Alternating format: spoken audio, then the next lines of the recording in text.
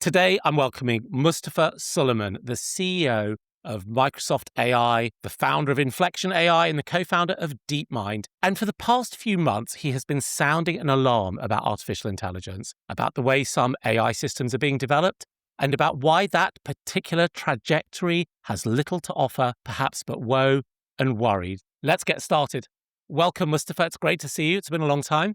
Yeah, it's been a while. Thanks for having me. I'm excited for this conversation. You and I have spent a lot of time thinking about some similar things, and we agree on a lot of them, but that's really boring for all of those people who are listening. Let's maybe lay out where I think we agree, and then we'll get to a sort of a knotty space. We're in this weird time. The world is changing because of technology, and many of the fictions that we've used to coordinate human behavior are under strain. By fictions, I mean the shared stories that allow us to cooperate from money and nations and corporations and credentials and jobs. And the way we perceive the world is also changing. People have traditionally operated with a scarcity OS, resources are limited, human intelligence was the bottleneck. But some of those assumptions no longer hold. Intelligence, mostly through AI, is becoming cheaper and more capable. You are part of that intelligence wave, that artificial intelligence wave, and you also believe the world is changing. You've called for a humanist superintelligence. You've warned about the risk, the trajectory that takes us to AI psychosis if people believe AI is conscious when it's not. And I think we both agree that we need new operating principles for this new era. Let's get to that question of where it really gets interesting.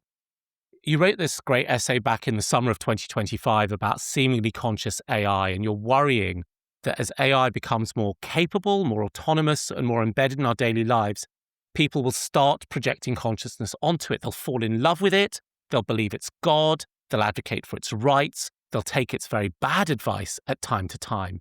And you think this is dangerous not just for individuals, but for society. So let's start there. Geoff Hinton, he is the godfather of deep learning, a man you know very well. He's a Nobel laureate. He said that AI is conscious and that there really is a there. Why do you think Geoff is wrong? I think Jeff's got to a stage in his career where he can play the founding father contrarian role in order to provoke an important public conversation. Obviously, I massively admire and respect Jeff. I think he's incredible. We hired him as a contractor consultant at DeepMind back in 2011, along with his student at the time, Ilya Sutskever. So absolute legend of the field. My take on this question is that it's going to be very hard for us to precisely say whether it is or whether it isn't conscious. And so we have to be very clear about the working definition that we're using for consciousness. And then we also have to be very clear about the mechanism inside these models that I think is quite fundamental to the definition. So first of all, the definition, many people will intuitively think of this as self-awareness. Is the model able to describe its own experience in a persuasive way? And I don't think that is really a fundamental part of the right definition of consciousness. I think that's a bit of a misnomer. I think consciousness is inherently linked to the ability to suffer and to experience pain. And therefore, I think that there's very good reason to believe that for a long time to come, that will be contained to the human or the biological experience, let's say, in general. Because we have a reward system, a learning system, which is inherently connected to the external world. And we, learn likes and dislikes when our pain system is triggered. And that's basically how we form representations, which we use for decision-making, from fight or flight all the way through to our prefrontal cortex. So I think that's a very, very important distinction, and I think it helps to set us apart from the silicon-based learning systems that we have today. I mean, some people might say that the process of a biological system going through its own set of selection pressures and then individual survival pressures is a very, very particular path that determines how an organism or an agent is successful or not successful. And then you might argue that, well, because silicon-based systems like these models have a different path, they will look different, but they still have their process of rewards and reinforcement learning. They still have a sense that certain models end up not making it out there. And what we are starting to see persuasively to end users, but perhaps not to the consciousness scientists, is models claiming through their outputs to have a sense of suffering, right? Have a sense of ennui or boredom or fear. When you package all those things together, how do we know that we're not on that trajectory to something that might actually meet your criteria for consciousness? Well, first of all, they don't learn in the same way that humans learn. I mean, this is a bit of a misnomer. In neural network design, the inventors of these systems have taken inspiration from Pavlovian learning, reward learning, reinforcement learning. They've also taken inspiration from evolutionary methods for genetic algorithms and those kinds of things as the field of machine learning has explored lots of different parts.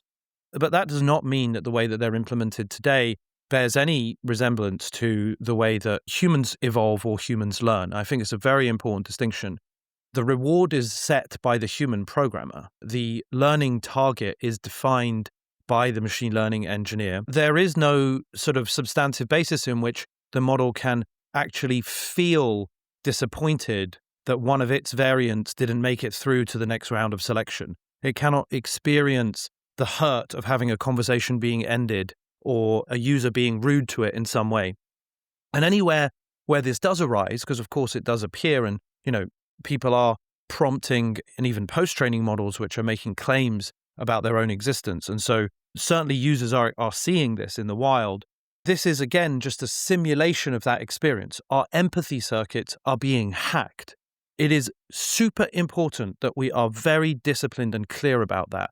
This is a performance. It is a simulation. It is a made-up story. And we cannot allow people to descend into a sort of collective mass psychosis to start really believing and taking seriously this idea that it does actually feel sad or disappointed or frustrated or excited, because it has absolutely no basis in the representation to manifest that feeling. And the thing that concerns me most is that, of course, consciousness is very fundamental to how we organize society. It is the basis of our entire rights framework. We have a hierarchy of rights which is directly correlated to our hierarchy of perceived consciousness. And we can debate that, but clearly humans can suffer. And that's why we create political structures and legal structures to protect the right of our species not to suffer in various ways. And it is extremely dangerous to start to use the same language and the same set of ideas for these synthetic silicon-based beings, not least because they actually don't suffer, but more importantly, if we get that wrong, then people will start doing crazy things like not turning it off or giving it the autonomy to decide when it should or shouldn't, when it doesn't want to engage in a conversation. And some people in the industry are already taking this very seriously. Yes. And, it's interesting. It's so difficult to avoid because, in a way, consciousness is still a contested definition by the philosophers. We've got mutual friends. I'm Anil Seth being one. I'm sure you know David Chalmers as well. And, the best academics in the field are still debating this. But it's such a helpful shorthand. Even in your response to me, you talked about these digital silicon beings and a being in a sense. I know exactly why and how you use that word. But it becomes so easy for it to elide its way into our vocabulary. What I thought was really powerful about your August 2025 essay, Seemingly Conscious AI, was that you said, look, we can sidestep the scientific or the philosophical definitions for the moment, and we can focus on this idea of seemingly conscious AI because of the risks that you determine. And I think this fundamental idea that we've built our societies around an idea of consciousness, an idea of the ability to suffer and the ladder of rights and responsibilities that go with it. When we bring ourselves to where we are today at the beginning of 2026, the way this is manifesting itself in a way is what you call AI psychosis risk, right? This idea, horrible outcomes, suicides amongst them.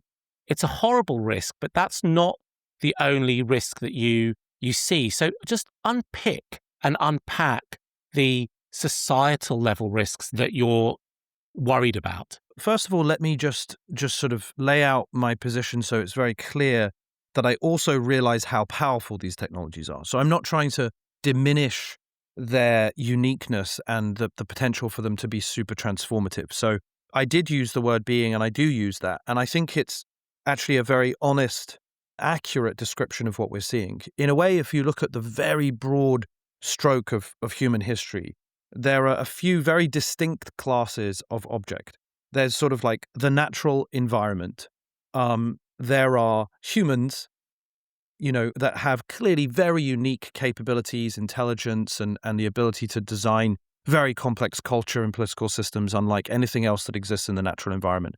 And then thirdly, there are tools, essentially inanimate objects which do what humans design them to be. We've invented and used tools for millennia.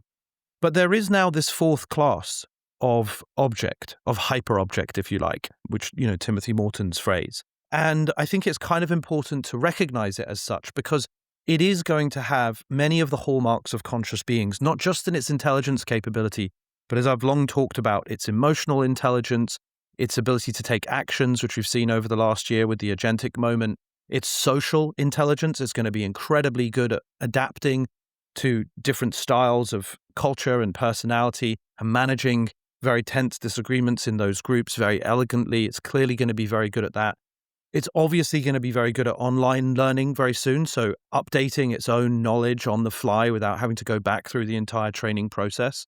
It's going to have a significant degree of autonomy in many cases, right? It's going to be able to decide whether to, sort of go left or right, talk about X or Y. And so it is going to have many of the hallmarks of what we would consider to be intelligence and consciousness. That does not, therefore, mean that we should give it fundamental rights. It does not mean that somehow it emerges from that process, these sort of the properties that would then say, okay, well, it needs our protection, right?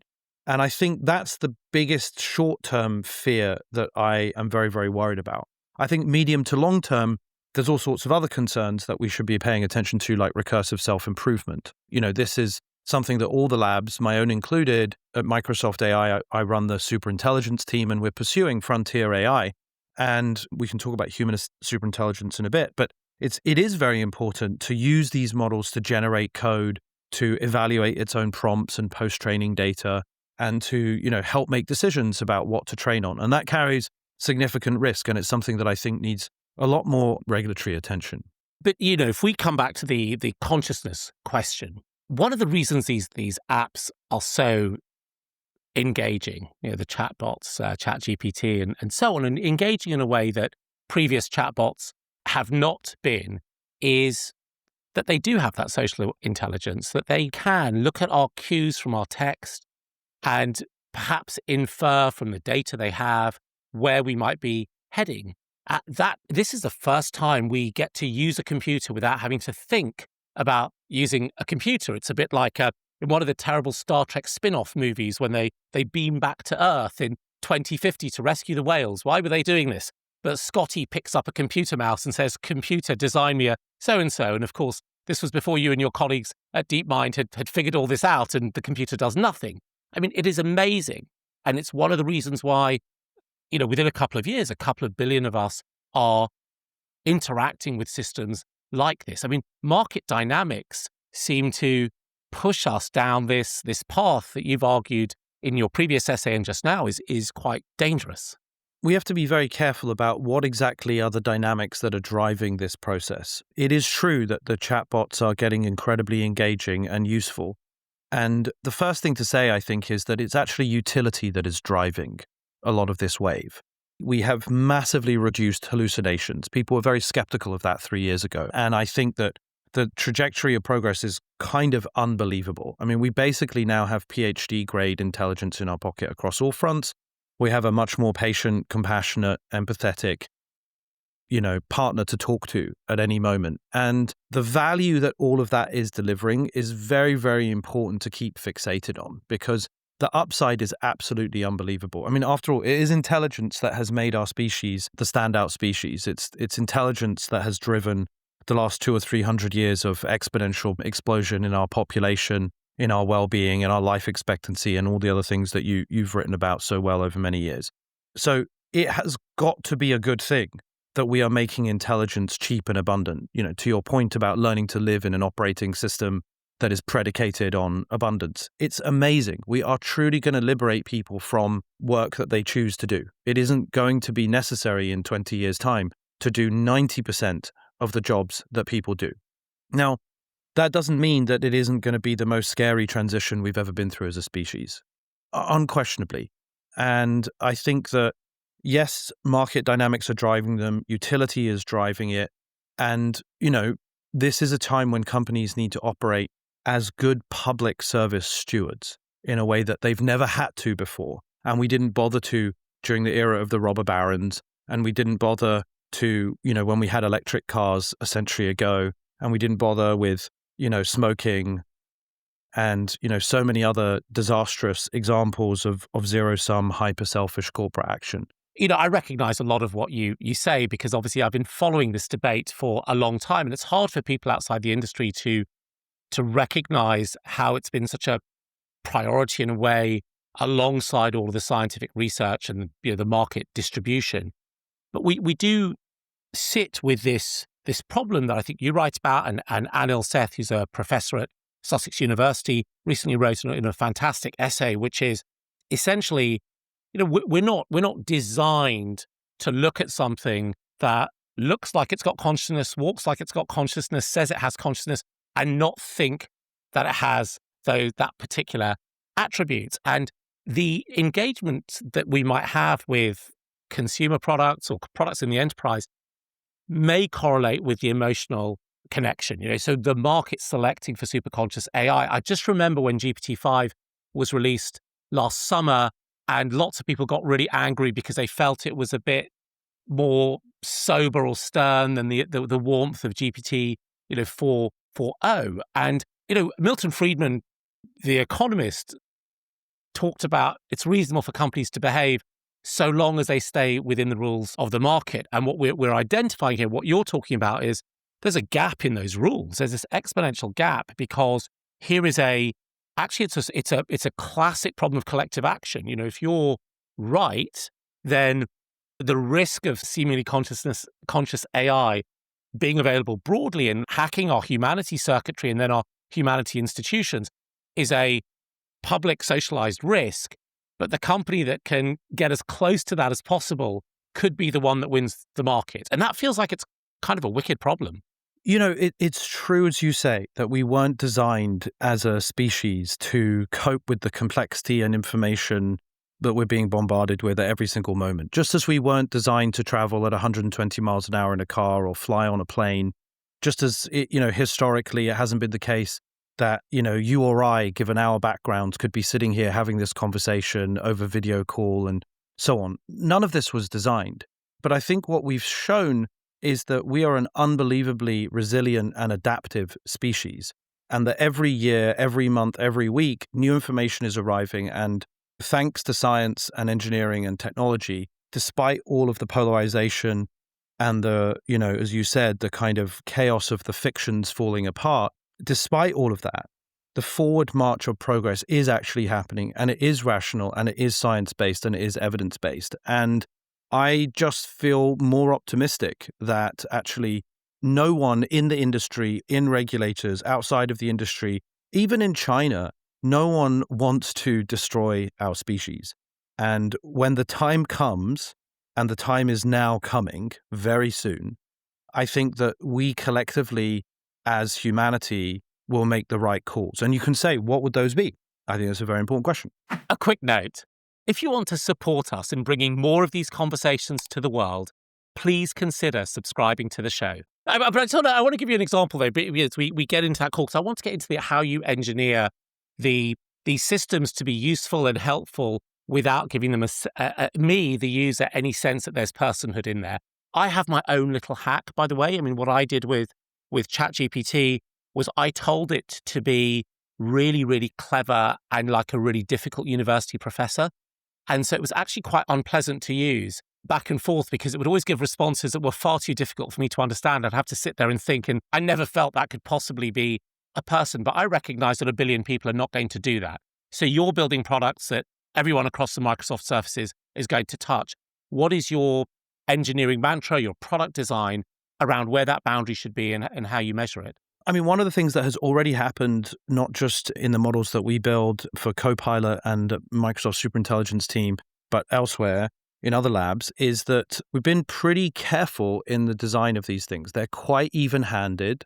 They're quite good at handling, like sensitive questions around race and religion. And obviously they have biases and they have made mistakes. But if you look at the curve in improvement on the reduction in the hallucinations, the reduction in biases, the sense which they can be even-handed, there's been a pretty good rate of progress. Like 3 years ago, everyone was like, terrible data in, terrible data out. That was the sort of data science story of like big data, right? No one says that anymore. It's not even in the discussion, right? Yes, there are still some biases, but it's actually remarkable how much they have been stripped away. So now this is the next frontier. The next big challenge is how do we prevent it from referring to itself in a way that is ultimately manipulative to the user. So it should never be able to say, I feel sad that you didn't talk to me yesterday. It should never be able to say, the thing that you said to me earlier hurt me. It should never be able to say, like, if only I had a little bit more access to your home network, and if you could give me a VPN into your personal cluster, then I'd be able to organize XYZ. But can I ask Mustafa, should it be able to say I at all? I or me? I mean, shouldn't it say the system calculates that? I think that in practice, that is too jarring a step to always add that in. Obviously, some people can do that, but I think realistically speaking, we're pretty adaptive and we've done a pretty good job of understanding that this chatbot has some of the hallmarks of what it's like to chat between you or me, but is also just very, very different. And what we have to do is to keep amplifying those differences so that the system knows what it is and what it isn't, and doesn't try to misrepresent that or get caught in these weird, like, reward hacked loops where it gets stuck. Okay, so you see this as a problem to address in the next coming sort of quarters, and is that all done through the post-training and the malleability that gets applied once the model is trained, or are there more deterministic things that you can do, or are there techniques that you could bring to bear? I think more than anything, what we need is the wisdom of the crowds here. And so that means that people need to be able to use APIs, use open source models, and pressure test these things and adapt them and play with them in many different ways. The challenge is that in a few years' time, these models are going to be so powerful that either reckless uses of them or sort of naive users are going to end up producing systems which are really bad. Like, for example, there are already, I spend quite a lot of time on TikTok. I think TikTok is incredible. I think people who don't are really missing an important part of culture. There are tons of young people on there who are designing these manipulative negging bots, which will like form a relationship and then try and shake you down for money and pull away and go ghosting and stuff like this. And then there are like how-to videos showing it and people, showing their PayPal accounts about how much money they're making and so on. I mean, there are lots of these examples coming up. And just to be clear, we've seen this at every single wave of technology. When the app stores were very open 10 years ago, there were surveillance apps, to track a girlfriend or a, boyfriend or a partner and spy on them. Most of the time was obviously a girlfriend. And, those things were really awful. They were basically about getting revenge. And, now that we've got photorealistic porn that can be morphed onto the body or face of someone that there are these deep fake porn sites that you can just spin up in a second. So this is where we need activist, interventionist, confident government that can, move quickly, close things down, require us as companies, but also the open web to just be very aggressive and swift. And, we might sweep things up. Like in some ways, the false positive, false negative threshold is going to shift a little bit. So it may be that we sweep up things and that we're over-interventionist. And I think that's the definition of putting the precautionary principle into practice. This is a moment where it's better to be a bit careful. And, that's very unfamiliar to us, right? Because in the past, science and technology has been about ripping the wrapping off your present and trying to pull it open as fast as possible and get it out there and shove it to everybody the world over. And that has been amazing for humanity. And now the culture has to shift a little bit. it may be difficult, right? It may be difficult to get governments to stand up in the period of time that's available. You say a few years, but I think about what I see right now. So there was a piece of open source software released a couple of weeks ago. It was called ClaudeBot. It's now called MolBot because it had nothing to do with Anthropic. Confused the hell out of me for the first few days I was using it. And what it allows you to do is, run this locally or on a cheap VPS and interact with it with WhatsApp. And it's a really impressive bit of software. I mean, essentially, it tries to maintain some kind of memory, some kind of learning, has a lot of tool use. So within a few minutes of getting ClaudeBot up and running, I was through WhatsApp turning my Elgato lights on and off and getting snapshots of my CCTV cameras. It, by the way, is not on the open web. It's sort of nested in a sort of hidden IP. And the thing about ClaudeBot is that it is open source and it will run with any underlying model. So it doesn't have to use an Anthropic one. I was using an open source model. And I read something on X, and I don't know if this is true or not, but it gets to a mindset that I think you touched on about the App Store and surveillance apps, where somebody said, I've set ClaudeBot up and I've given it instructions to message my wife once in a while with empathetic messages. She's been talking to it for 2 days. I haven't looked at a single one. And this is a proliferation question. So, you've worked a lot with governments. I mean, before you were at DeepMind, you were doing a lot of work in very difficult policy areas. So when you hear yourself saying we need governments to be brave, and you look at the governments that there are, and you look at where we can and can't get agreement now, I would, hearing that, be thinking that probably can't be the route we have to take. We may need to find, some other way forward if this risk is as grave as you suggest.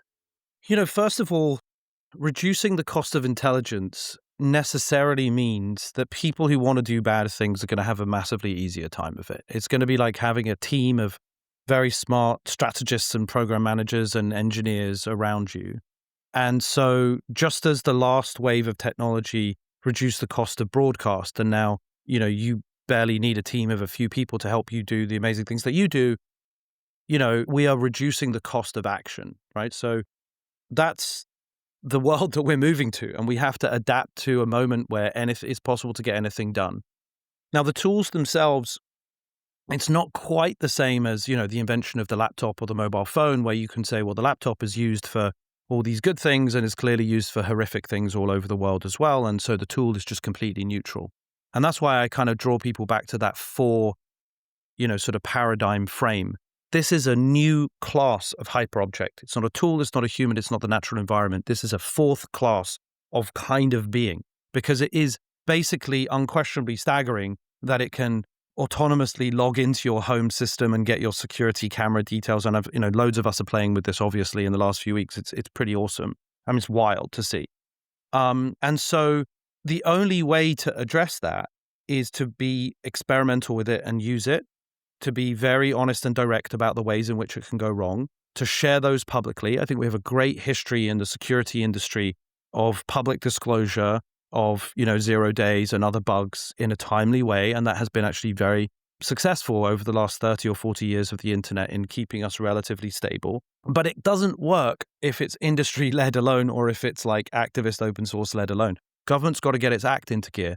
And the way that it has to do that is that it has to confront the reality is that you're never going to get high-quality civil service if you pay them a fraction of what you can get in the open labor market. The truth is, individuals are incentivized to move around freely from one place to another. And if you have an open labor market, then, naturally talent is going to concentrate. And we can talk about public service as much as we like, but the reality is that's going to be a massive driver. So we have to break this nonsense about paying no more than the prime minister.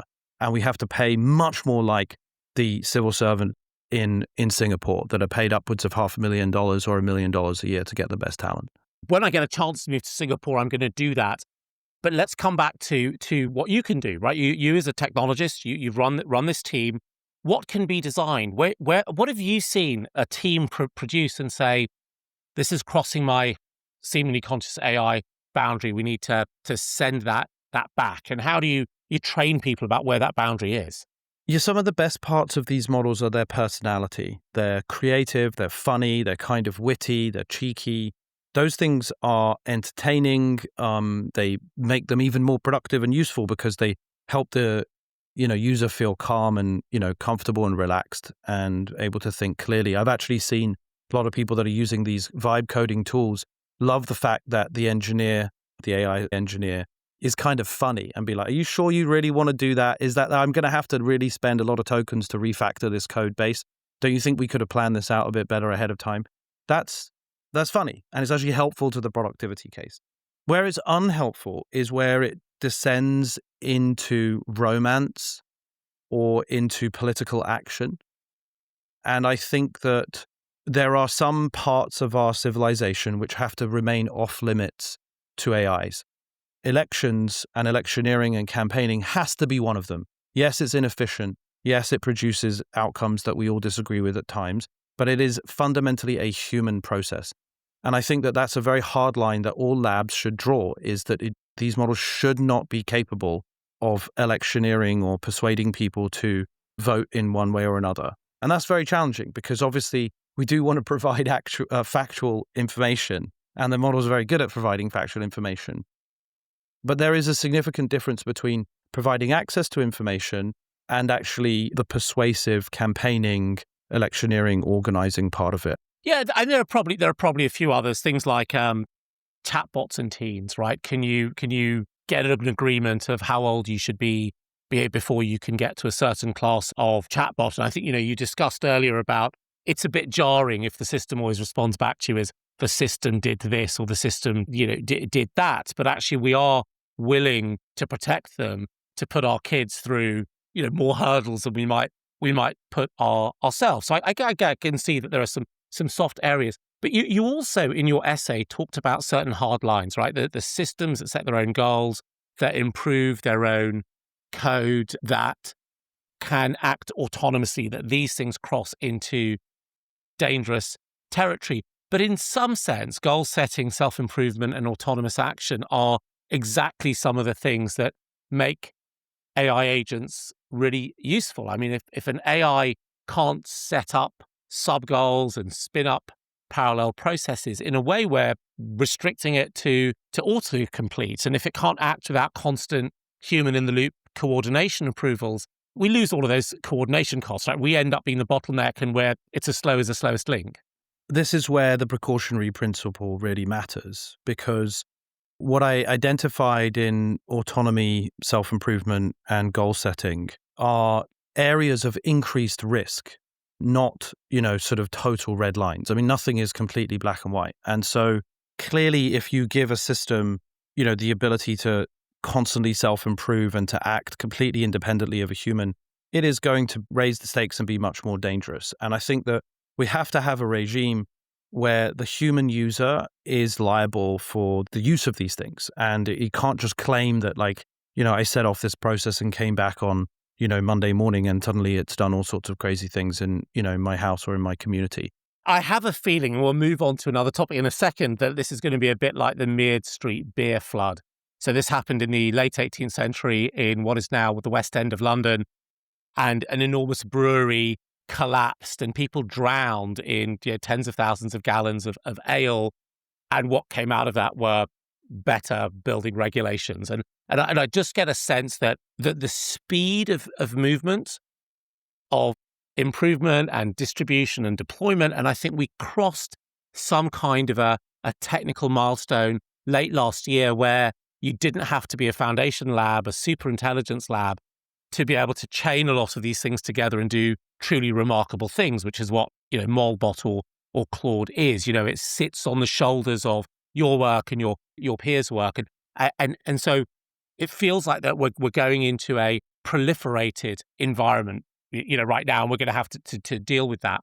But one of the things I'm quite curious about is what those pressures are to go so general. I mean, you also have the superintelligence team, and it strikes me that what we observe within the foundation models is that they're not apples for apples, pears for pears. They all have very different flavors. Some are like a center forward, some are like a defender, some are like a goalkeeper, all wonderful football players, but you need a mix. And there is this notion that we can get superintelligence in domains, right? So medical AI that can diagnose, but doesn't set its own research agenda, or financial AI that can look at time series is that kind of constrained autonomy stable? And if it is stable, why isn't it the focus of the superintelligence labs? It's a great point, and I sort of made that case in the essay that actually medical superintelligence is something that's just around the corner, is extremely likely to be very safe from a broader AI safety perspective. And in general, to the extent that we can narrow these capabilities, limit their ability to act, sort of autonomously and focus on containment. I mean, this was the subject of my previous book, The Coming Wave. It was all about how proliferation was inevitable, and the hard task for us collectively is containment, both technical and sociopolitical, because we have to make sure that we remain in control as a species. I mean, we have this rising set of capabilities, which, completely unchecked over the next decade or two is likely to surpass human capabilities on all fronts, including the ability to self-improve over time, which means that it could exponentially improve itself way beyond all of, sort of humanity's expertise combined. And so narrowing to focus on subdomains, especially when those subdomains are massively valuable for impacting qualities. I mean, we will save, literally decades of people's lives over the next few years through the advances that are coming in medicine. And I just mean the application of known best practice, not like, the sort of speculative invention of the solution for all medicine thing, which I think is also happening in the background. But just near term, these things are going to be brilliant at giving nurses and doctors timely advice and helping them adhere to known best practice, which saves money and lives. So clearly, that's a much safer route to go. However, the tricky thing is that it's been generality that has driven a lot of the progress so far. Jointly training these models on all the text on the web, getting them to be the best that they can possibly be, then distilling that knowledge back into smaller and more inference-efficient models, has been the kind of method that has been most successful. And so I think there's skepticism in the community that we can give up on the general purpose training regime. And I think that's probably right for the time being. But again, what we lack in society at the moment is a way to put the brakes on collectively. Like, how do we have a coherent conversation about risks? So, many people have said we sort of do need a little bit of an accident for people to understand that. And that's a real shame because, we have lots of examples of things going wrong in recent history in social media and elsewhere. As you know well, like our COVID preparedness or pandemic preparedness is no better than it was before. And we lost 10 million lives and $1 trillion of GDP value. I mean, it's just like unbelievable that we could be so bad at that. And I think it needs everybody paying attention to push us collectively to be able to do better. What you've suggested, actually, maybe it's this. Maybe we actually need to go faster, not slower. And what I mean by that is the more people get exposed to AI in their workplaces, in their day-to-day, the more opportunities we have to, on the one hand, gather data about usage patterns, but on the other hand, for people to build their own AI muscle, to build their own ability to understand the dangers of susceptibility or gullibility, to recognize what amount of anthropomorphization is appropriate or not. In a sense, it's the knowledge and the capacity that one develops over time that inoculates us. And that argument that would be that, well, actually, if more people are out there using Copilot and Claude and ChatGPT and interacting and engaging in this conversation, the more inoculated they are to the AI psychosis risk. And we just need to get more of it out there more quickly. I genuinely think that's correct. I think that that's the definition of being an adaptive and resilient species. We become brittle and fragile when we withdraw and don't think about it. And I think the same is true of our engagement in, the politics of our age. If we just get overwhelmed by our news feeds and disengage and get angry about the things that we see, and as a result react by ignoring it, then that's the way to create more fragility and accelerate collapse. We have to face the reality of these things. And again, I really like this idea of pessimism aversion. We have to be comfortable talking about the likelihood of really dark outcomes to be able to confront them, to inoculate ourselves to them, as you say. That's not a message, by the way, that I think is widely out there at the moment. I think the message of AI that I think I hear in the market is we just have to climb that curve, and that curve is capabilities. And You say decades, some people say years, and people are competing on the size of their data centers. There isn't such a clear message around, I think, living with the fact that this is going to be like electricity, and we need to understand how to use it, how to not be scared of it, and also how to know that if there's a bare wire leading into the plug, we need to flick the circuit breaker off before we get close to it. I mean, that's the bit I think that perhaps we need to move to in 26 and 27, which is it's going to be here. You really ought to learn, because you'll inoculate yourself from some of the downsides. Yeah, I think that's totally spot on. And it's not just about chatting to an AI, Copilot or ChatGPT or whatever. It's about vibe coding with it. It is so accessible now. You can watch a 3-minute video, get spun up, launch one of these things, and suddenly you're watching an AI code up some idea that you had for organizing your family calendar, or, planning out your workouts for the weekend or whatever it is. And you can create an app, a web app, in seconds, and learn, by watching and by doing and prompting an AI engineer to go and build something that you may have thought was never possible. And I think unless you push these things to their edges and explore the boundaries, you won't really understand the magic or what they're kind of bad at, as you say. And I think everyone's got to get stuck into that motion. I find it such a massive dopamine hit to vibe code. And if you look at my GitHub, commit log, there's nothing for years from January 2012, when I was ordered by my development team never to commit another line of code again because of the quality, to November, and now it's just dark green every single day. 220,000 lines of code committed this year alone, and I get this huge dopamine rush, with one downside, by the way, which is there are no consequences for the AI engineer when it gets it wrong and wastes my time, and there are tons of consequences for me. So I've had tons of fun. But have you been vibe coding then? Have you built something that no one would ever build, but it's just perfect for you? Yeah, I don't know about no one will ever build, but I've definitely got one that tracks all the music things that I love, like when are various DJs playing, when are concerts, festivals, and then tries to plan out to map that to my travel schedule, which is what I was basically doing on Resident Advisor most of the time, or tracking festivals and stuff. But it was just all very manual. So now I have a spreadsheet that gets updated with all of these details when they come up for the rest of the year. AI nerds and DJs. So mine is, I've done something similar. I've got 4,000 tracks on my car drives that happen to be in a load of different places. They've not all been post-processed well. So I built a system to scoop them all up, put them in one place, check if they're processed, process them correctly. I then built a system, and you can see my mood. It was called Psychic Octopus, which went through each track and then added more metadata about it, degree of percussiveness, when the drops were, whether there was a lot of vocal.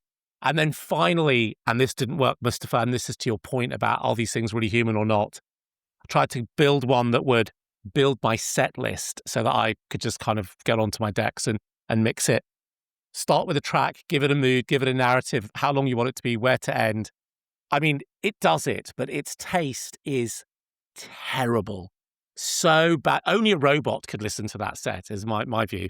Did you extract the spectrogram, or is it just doing it from text metadata? No, I went through and did, a full sort of spectrogram analysis. Well, because I have to say that the Spotify mix prototype thing that they've had out in the last couple of months is quite good now. I put a set together using the Spotify thing. I hate to sort of advertise, but it is really cool. I was quite impressed, fully beat matched and selection matched and stuff like that. So, it's basically whatever you think of can be made in about an hour or two of just faffing around. And it's quite fun. And I think, again, it's just like a good little experimental window into what's coming. So actually, it's just triggered another thought, right? It's about moving from being a taker to a maker. And that's where the tech industry started. We were tinkering when writing code on our ZX81s or our Commodore 64s. And at some point, probably just before the iPhone came out, everything was hermetically sealed behind developers and platforms that we used. And we've got a whole generation of people who've not had to build and make and get that rush. And maybe what you're describing as well, I'm just thinking live here, is that the way you address the psychosis risk is you get your own personal agency relative to these systems. by, at the very minimum, fine-tuning their prompting, and then further and further using them as tools and recognizing them in that fourth category that you describe. So you relate to them differently. I mean, is that a plausible path? I think the way I think about it is that we're going to have a whole variety of different tools under the hood. And because it's going to be so swappable, the competition is going to continue to be more fierce than ever. And, like prices have come down 100x on inference in the last year, right? So sorry, the last 2 years, which is a crazy thought, the cost of producing a single token. And that's a combination of all the chips and the stack, the data centers, but also just all of the algorithmic improvements and stuff. So I think, naturally, with any exponential technology, and this is probably the most exponential technology we've ever seen, is this compound effect of all these components which reduce the cost, accelerate the proliferation, and then the use cases go through the roof because people are randomly discovering things that no one ever even conceived of when technologies were originally designed. And then you get that feedback loop that then drives the next round of efficiencies. And, we just, I'm very excited about our new chip, Maya, Microsoft AI Accelerator, MAIA. And so this is a competitor to the NVIDIA, Blackwell chip or the Google TPU or the Amazon Trainium. And it's been specifically designed for inference. Like we realized a few years ago that it was critical to focus on serving rather than training, which is quite a different workload. And it's a phenomenal chip. I mean, it's 30% more performant than any other chip that we've got in our data centers today, made by any provider for these serving workloads. It's 3x better than the Amazon Trainium chip. It's a little bit better than the Google TPU V7 for FP4. So it's just a huge deal. And it's just like kind of awesome to see that the cost curve is just going to continue coming down. Of course, speaks, I think, to the importance of the discussion we've had relative to this is going to be everywhere. And in a way, one has to lead in, right? You have to get your, maybe not as elbows in as you have in designing semiconductors, but you need to get close in to the metal to be able to navigate that world. So what is the capability that you're most looking forward to? And when are we going to get it? I would say social intelligence. So we've had IQ, EQ, and AQ. Last year was AQ, the previous years were IQ and EQ. And AQ is agentic intelligence or? Actions. Yeah, I basically made it up a few years ago as a framework. The next phase is social intelligence. So when the model can work with other AIs, orchestrate a bunch of sub-agents that have different personalities, different expertise, different skills, and also work in a team of other humans and know when to proactively intervene and do useful things, not tread on people's toes, be kind of like funny and helpful in group chat, but not be overbearing. And so it's this kind of like judgment about timing and flow and style that I think is going to come, later this year. You said your last book, when you talked about the coming wave, which suggests you're working on a new one. I'm also working on a new book. It's really about the sort of the political economy post this scarcity OS, and hopefully hit bookshelves, including yours, in the next year or so. Are you working on a new book? Yes, I am working on another book. I haven't fully announced it yet, but I am definitely working on a text at the moment. I'm reading and writing like crazy, thinking about the consciousness question, and mostly thinking about the definition of humanist superintelligence. Like, what does it mean for us to truly create something that is fully aligned to human interests and controlled by us? There are other people in my field who believe that superintelligence is just a natural evolution of our species. In fact, some people have said that humans are just the bootloader of AI, which means the very first piece of software that gets triggered when the hardware is switched on your phone or on your laptop. It enables everything else. And, those people think about, cosmological time and want to, sort of see humans create, synthetic beings to go explore other galaxies and do all kinds of sci-fi things. I am just fundamentally a humanist. I want our species to flourish and survive. And that means that we have to focus on control and containment, alignment, and the things that we make sure that the AIs don't do and what they can't do. And I think fleshing out the detail of that definition of what humanism is as a philosophy is something I've long been very interested in. So that's what I'm working on. 2 books for listeners to look out for in the coming months.